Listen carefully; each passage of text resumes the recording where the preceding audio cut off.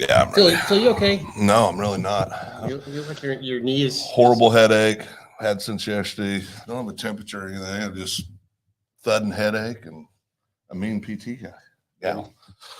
They're doing it for your health. Now the headache really stinks. Yeah. Hey, everybody. Good morning. Welcome to EXSIN Live. I'm Dave Evans with Phil Nichols, and this is why winning teams win. Phil is the example. So today we're going to talk about why winning teams continually win. And the first one, Phil, there's 6 things, so stand with us. But the first one is exceptional people. Now, Phil is all beat up from PT. He's got a headache. He hasn't been feeling good the last couple of days. And here he is. Shut up. EXSIN Live. I couldn't stand the ridicule from Dave. Yeah, exceptional people, right?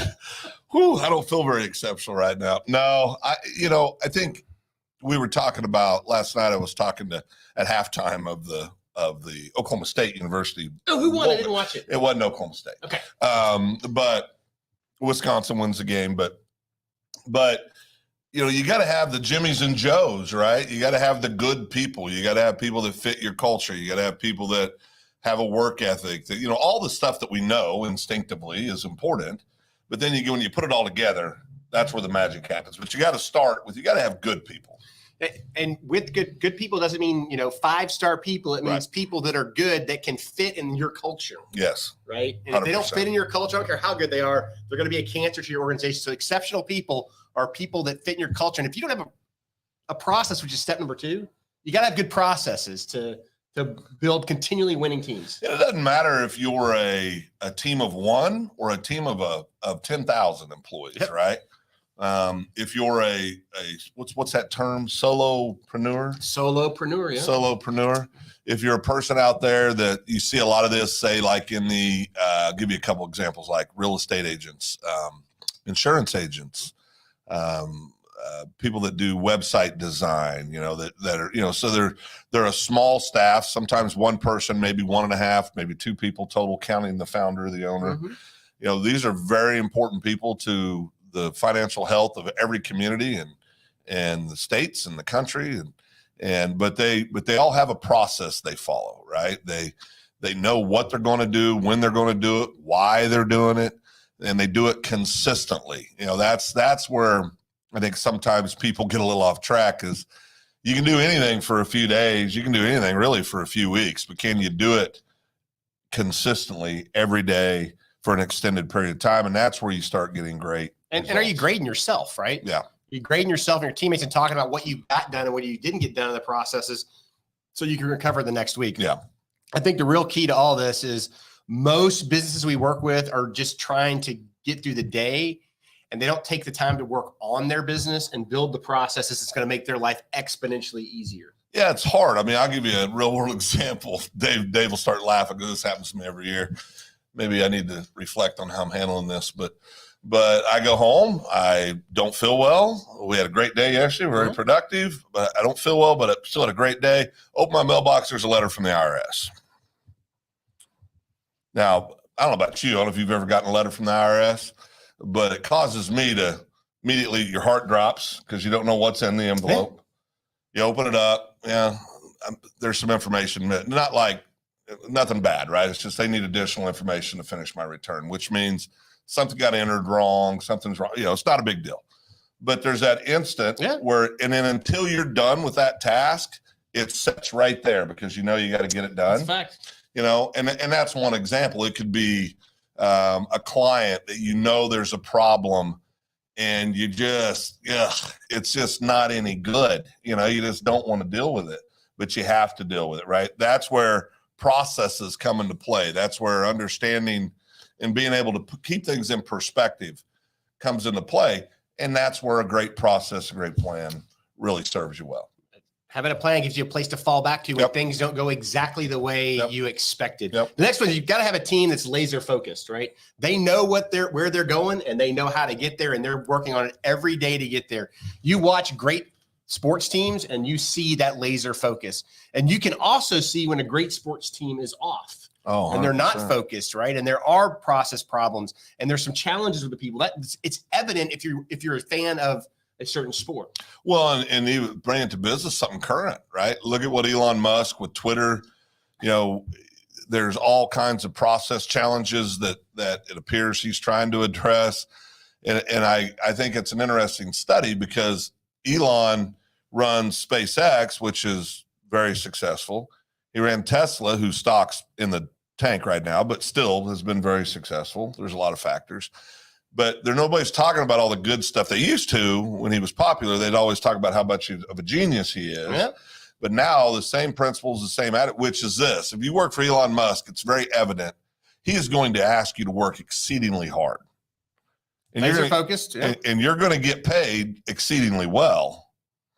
But that same process, there's pain involved. There's pain in trying to create that laser culture, that laser focus as a culture in companies. And you can see that, like you were talking about sports teams, you can see when it's not 100% on. Twitter, there's a lot of moving parts. He's trying to get his system installed. There's a lot of problems there, right? He's been weeding out people that don't fit in the culture that he wants. And he gets to decide what culture it is because it's his company. Now, there's a lot of responsibility that comes with that. If you don't do it correctly, you're going to have a lot of challenges. But I think there's, laser focus is easy to talk about and hard to execute in the trenches because it's taxing. It's challenging. It's another word to use is it can be exhausting, but it also is worth it. If you're trying to build something special for you and your family, that means it's going to come with sacrifice. What's the price you're going to pay for it? There is a price. There are no free lunches. I know nobody wants to hear that, but there is a price that you pay to have success. So I'm going to piggyback on the Elon Musk and Twitter. The interesting about Twitter is that they were hard broken. Yep. And you have a guy that knows how to build a winning team. He's done it a few times. And it's very uncomfortable for people watching this on the news because they don't understand what he's doing. Folks, he's cutting out the cancer. He's getting rid of the dead weight. He's making the company lean so he can execute. That's all part of the process. That's all part of driving people that are there and committed to the objectives. The fourth thing you got to have is training. If you do not train your people how to do their job and what your expectation is, you can't just tell them? Well, apparently you can't. We've seen that too many times in businesses.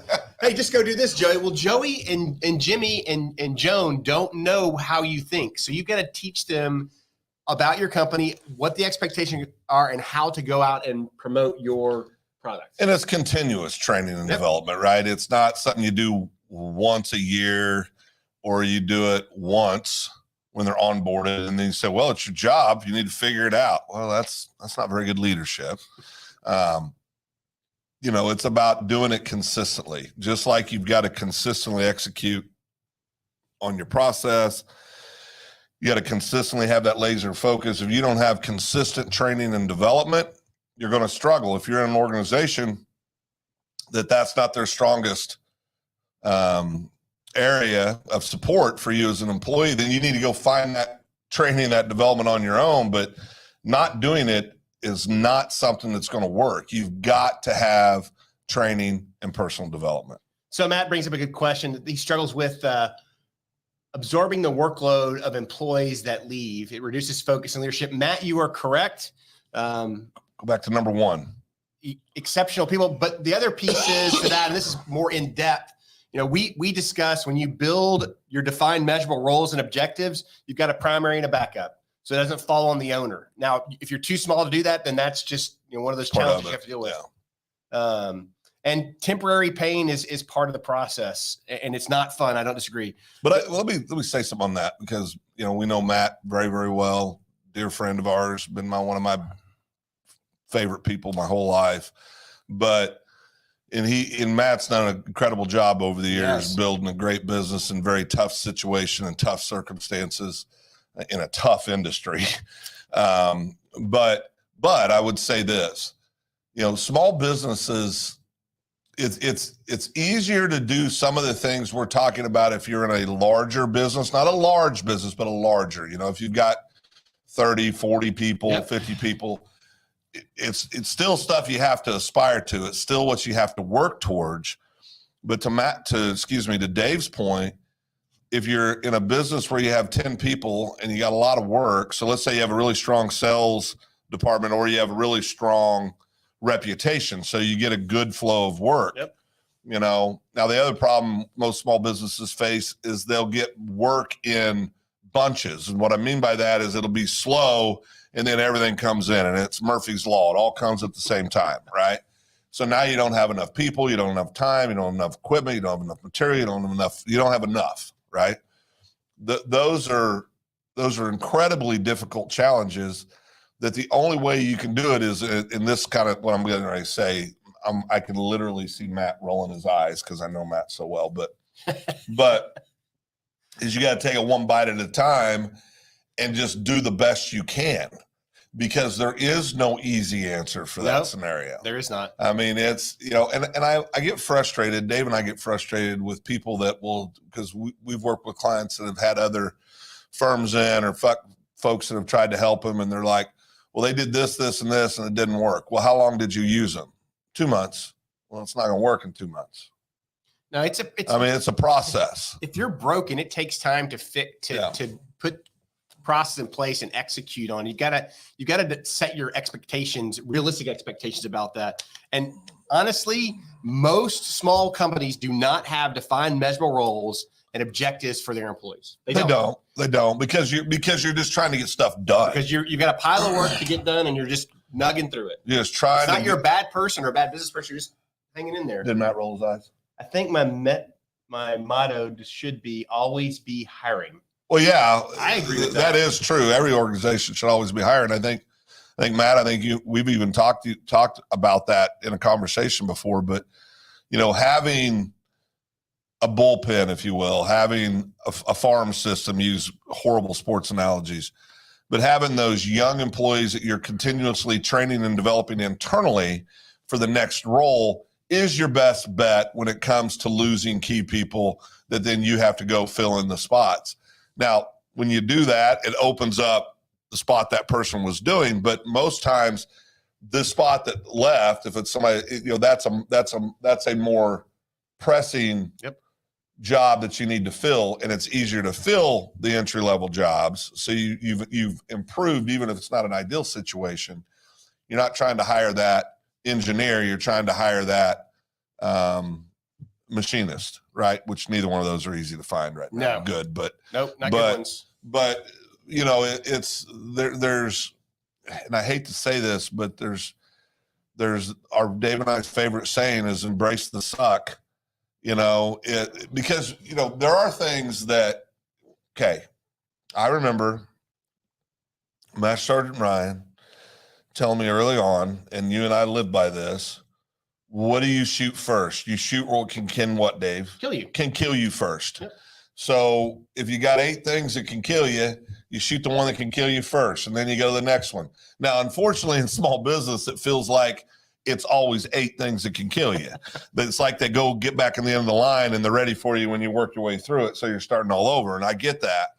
But, continuous hiring is a big part of combating what Matt's talking about, is that and it's tough, and it's tough before, but in today's climate, there's a lot of folks out there that, just to be quite frank, aren't wanting to work.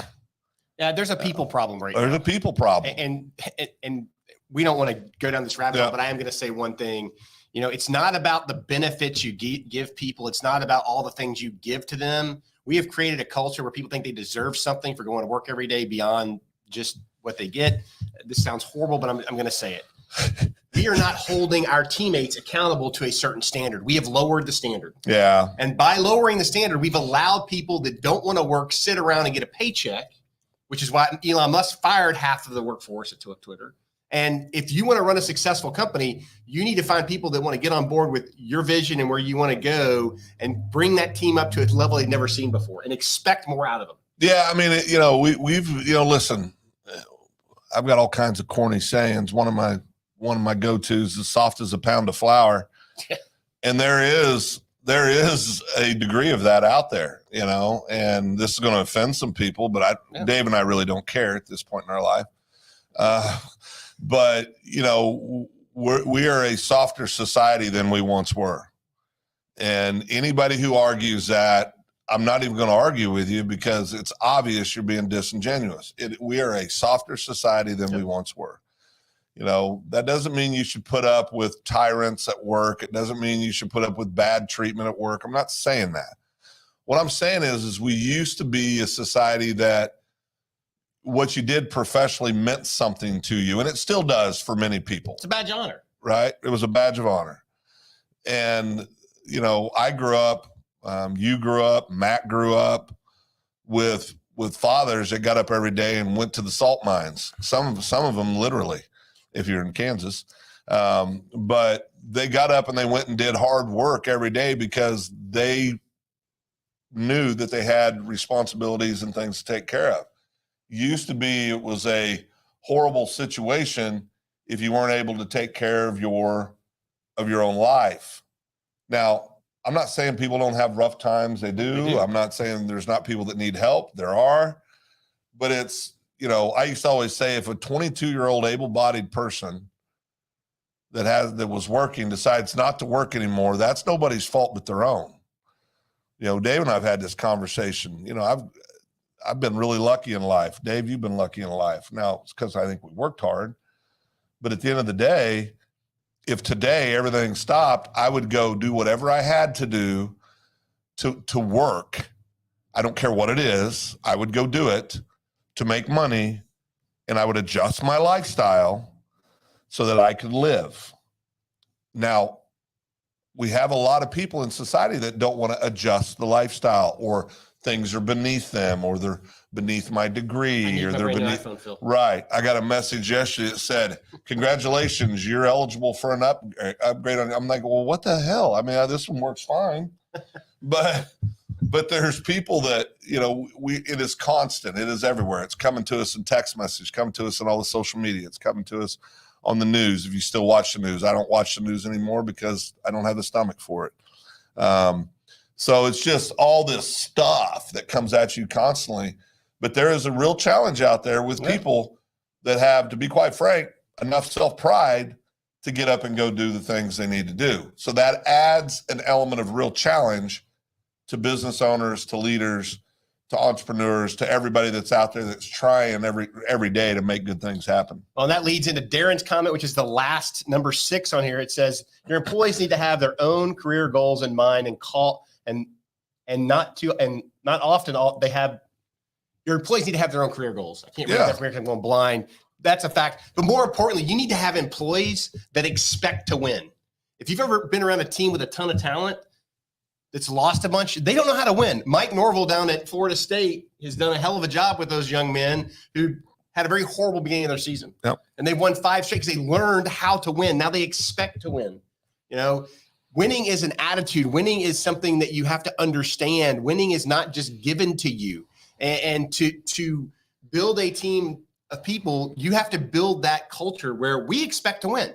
And if we don't win, we're going to debrief and figure out what we did wrong so we don't do it next time. Yeah, and I think that's the key thing. Nobody debriefs. Nobody evaluates their own actions, their own behaviors, their own inaction, their own stuff. And why do they not do that? They do it because it's hard to look at yourself and see the spots. Hell, I've lived with my spots for so long. I embrace them. I mean, it is what it is, right? That's fact. I mean, we've all got them. Quit acting like you don't. I mean, everybody has shortcomings. Everybody has stuff they're not good at. You got to work on them. But before you can work on them, you got to acknowledge that they exist. I mean, I literally looked at my wife last night and said, maybe it's time I get a different CPA because I always have these little things, Well, I mean, but it's, it's life. They're older. Yeah. I'm old and this guy's much older than me, but he's just done it forever. So you fall into these habits, right? And you've got to be smart about every aspect of your life. I mean, I have found myself in a place where I'm not in the kind of physical shape that I want to be in. We've talked about this. We both are. Yep. I'm 56 years old, so everything hurts that didn't used to hurt. I mean, I'm going to physical therapy, for God's sakes, right now for a knee. You did avoid the knee replacement. I did avoid the knee replacement. So far, I've pushed it a little bit farther back. That way it'll be completely destroyed and there'll be no way of recovering when it's over. No, but my point is that, I've had the last few weeks, I've had a lot of stuff I'm looking at for myself. What do I got to change here? What do I got to change here? It's a long list, people. and it's a painful list, but it's worth it. And so I've started the last few weeks just taking steps, just doing little things. And I think that's one of the things that's important for everybody to understand. You don't have to eat the whole elephant. You do have to eat it one bite at a time, but you got to start. You got to start. You know, Matt's going to get mad at me, but I'm really proud of our friend Matt. Yeah. You know, he made some decisions that he wanted to do. Matt and I are the same age. We were born 11 days apart in the greatest year ever, 1966, in the same little town in Kansas. And then we were neighbors for years, next door neighbors. We had a pasture between us, so we used to run that field all the time, going back and forth to each other's house. But and I'm laughing because Matt almost killed me 4 or 5 times in our youth, but he might say it's the other way. But I'm pretty sure Matt's going to argue that. But we both equally contributed to our almost demise when we were youngsters. But the point being is that you do reach different stages. It doesn't have to be when you get in your 50s and you start evaluating things physically or professionally. You know, people miss out on their 20s. That's something I know that's a little off topic, but 20s are a really important decade. And I think part of the reason is it gives those people that get laser focused in their careers, whether they go right out of high school and they start their career, or they go to a trade school and they start their career, or they go to a university and then they start their career. Most people, by the time they're 22, 23, they're ready to start the career. So they still have 7 years, right? At least 7 years. Yes. And they don't, in a society, we tell people, well, they're figuring it out. Well, they're trying to figure out what they want to do. Well, the truth is, I think that's one of the greatest lies we tell people, Dave. The truth is, you don't ever really have it figured out. But if you're executing, if you have expectations for yourself, if you have defined measurable roles, goals, plans, if you have a laser focus, if you do all those things starting in your 20s, you're literally a decade ahead of everybody else, because most people start catching their stride, or whatever you want to call it, in their 30s. That's when a lot of the foolishness goes away. Yep. They get a little more focused. They've usually by that time found the career that they're settled in, or their business. Don't lose your 20s because society tells you it's okay. That's a BS answer to people, and they lose at least 7 years. Yep. Of their 20s because we're telling them it's okay to wander around. There is going to be some wandering, but keep the wandering to a minimum and figure it out. It usually comes back they don't have enough discipline, or people aren't telling them, listen, I know you wanted to be an engineer.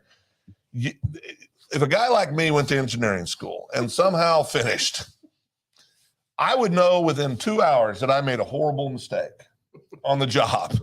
But we sit there and lie to ourselves and try to make things better, try to get, maybe it's just the wrong place. No, sometimes you're doing the wrong thing. And we don't address that. We don't say, okay, this was a bad decision. I mucked this up. What's my next move?